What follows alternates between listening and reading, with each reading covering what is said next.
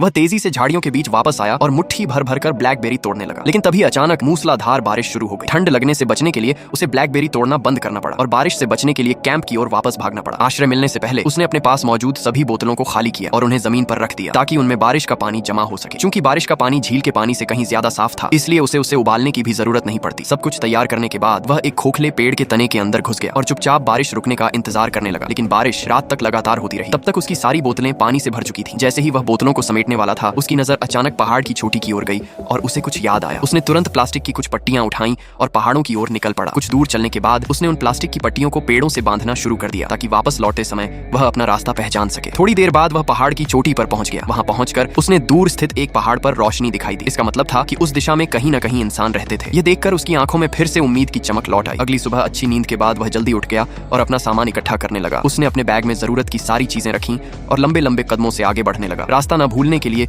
वह जगह जगह निशान बनाता जा रहा था। लेकिन कुछ दूर चलने के बाद अचानक उसकी नजर जमीन पर पड़े ताजा पैरों के निशानों पर पड़ी। उसे लगा कि शायद आसपास कोई और इंसान मौजूद है। वह उत्साहित होकर उन पैरों के निशानों का पीछा करने लगा। लेकिन कुछ ही देर बाद उसे एक पेड़ पर अपना ही बनाया हुआ निशान दिखाई दिया। तभी उसे एहसास हुआ कि जिन पैरों के निशानों का वह पीछा कर रहा था, वे किसी और के नहीं बल्कि उसी के अपने थे। इसका मतलब था कि वह काफी देर से पहाड़ों में गोल गोल घूम रहा था और उसे पता ही नहीं चला था कि वह रास्ता भटक चुका है। घबराहट शांत करने के लिए उसने थोड़ा बारिश का पानी पिया और वापस अपने कैंप में लौट आया ताकि कोई नया रास्ता सोच सके। कैंप में उसे एक सुई मिली। उसने अपनी घड़ी में लगे चुंबक की मदद से उस सुई को चुंबकीय बना दिया। इसके बाद उसने सुई को एक ईयरबड में लगाया और उसे पानी से भरी बोतल में रख दिया। इस तरह उसने अपने लिए एक अस्थायी कंपास तैयार कर लिया। सही दिशा की पुष्टि करने के बाद वह एक बार फिर अपनी मंजिल की ओर चल पड़ा। उसे खुद नहीं पता था कि वह कितनी देर से लगातार चल रहा था। उसका शरीर पूरी तरह थक चुका था और उसकी भारी पीठ वाली बैग अब उसके लिए सबसे बड़ा बोझ बन चुका था। इसलिए चलते चलते उसने अपने सामान को कम करना शुरू कर दिया और केवल बेहद जरूरी चीजें ही अपने पास रखी। यहाँ तक कि उसने वह नकदी भी फेंक दी जिसकी अब उसे कोई जरूरत नहीं थी। सामान का वजन कम होते ही